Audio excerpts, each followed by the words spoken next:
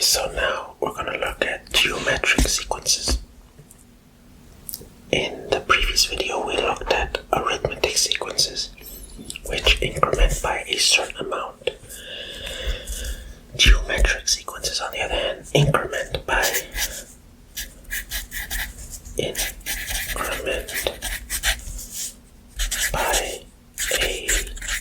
certain ratio. So, let's just jump into a example.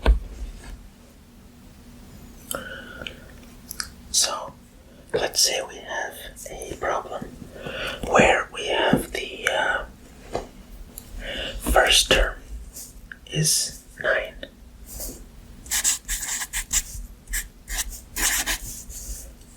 And the common ratio is 2.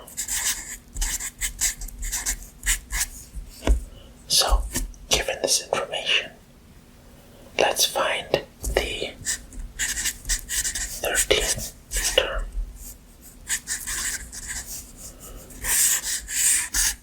I want to find the 13th term. So, the way I'm going to find this, well, for this example, let's just write this out. Let's just plot it out. Let's do, say, we have n and then t of n. So let's say at 1 we have 9. Right? So at 2, when we have a ratio of 2, we're going to just do 18. And at 3, again, double. 36. 4, we're going to have 72. At 5, we're going to have 144. And at 6, we're going to have 288. At 7, we're going to have 576. At 8, we're going to have 1152. At 9, we're going to have 2304. And then at 10, we're going to have 4608. At 11, we're going to have 92. 92 is 16. And then at 12, we're going to have 18, 4, 32. And finally, 36, 864. So, that was a lot of doubling. So this is the manual way that we can actually find these things. So, we use a geometric sequence,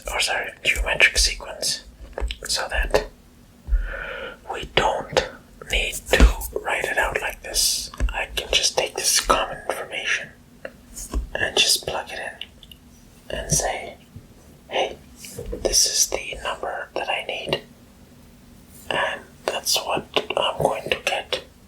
So, let's look at a formula for this geometric sequence, so that next time we don't have to write all this out. So,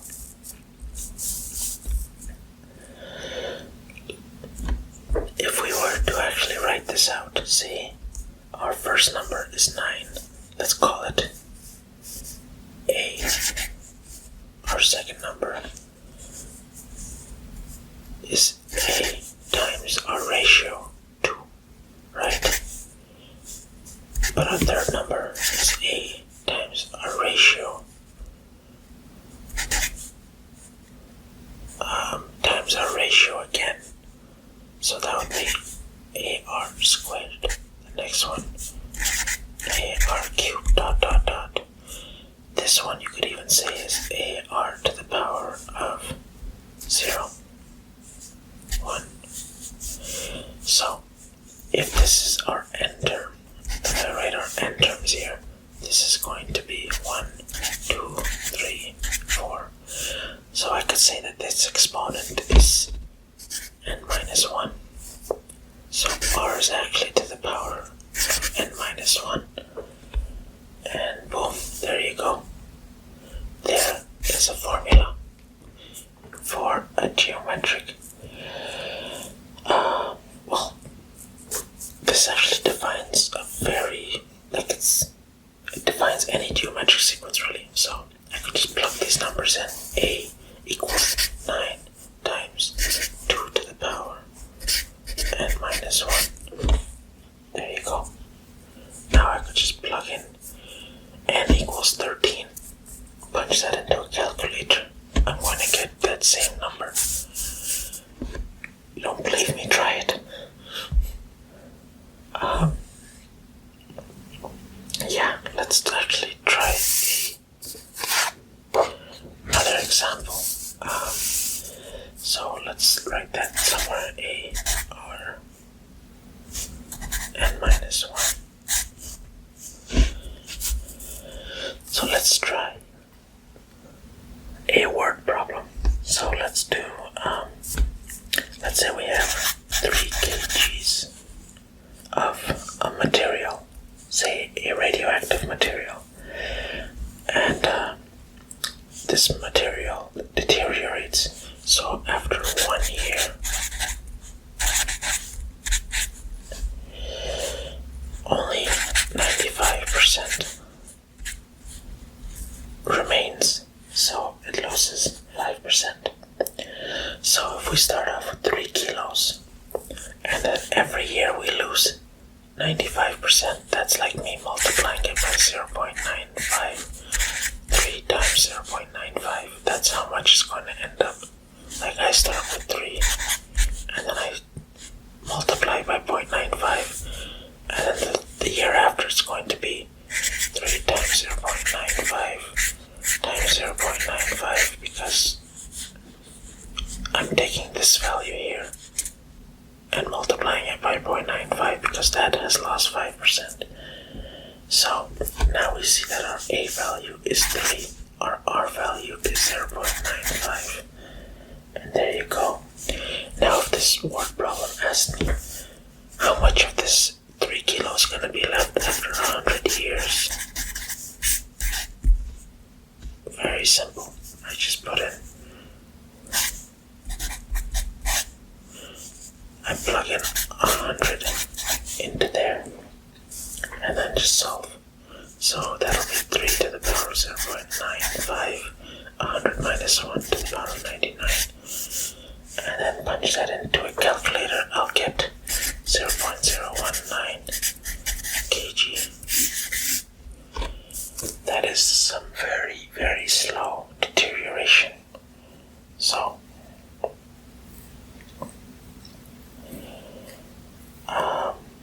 let's actually do one more example.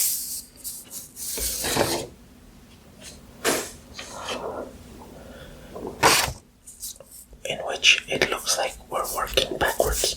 So let's say we have a sequence where we have 52,612,659, comma 17, 5, 3, 7, 5, 5, 3, comma. Oh no. That's one term, that's 17,537,553. Then we have a bunch of terms, and then we end with 11. My question here is, in total, how many how many terms are in this geometric sequence? So, let's start off with our good old formula, A, R, n minus 1. Remember, our ratio could be a number that makes your, like if we have, before in our previous examples we had a 2 or a number that would increment. Actually, our last example was decrementing, what we're left with. It kept shrinking, so yeah, our R value can be smaller than 1, and in which case it will actually make your value go smaller. Our sequence will go to a smaller number. So let's say I have 5261, 659 as my A value. Then I have R, which is my R value. Actually, I can just divide these two, see what the ratio is. And if you do that, you'll notice that it's actually 1/3. So I'm gonna put 1/3 here to the power of n minus 1. So if my last number is 11, I want to know what my n value is that I'm going to get 11, because this formula, if for this formula to give me 11, that means I've gone through all the n terms. So in that case, if I work backwards, then I will actually find out the total amount. The n value, the total number of values in this. So if I was to skip all the math, which would just be, because we haven't actually covered logarithmic math yet, but our n in this case would be 15. The correct way would be to just divide that, and then do the exponential math, which becomes very easy once you learn the log formulas and whatnot. But yeah, that I think should be a good intro for geometric sequences for this video. I'll stop this one here, but yeah, I hope you enjoyed this one, and I'll see you in the next one.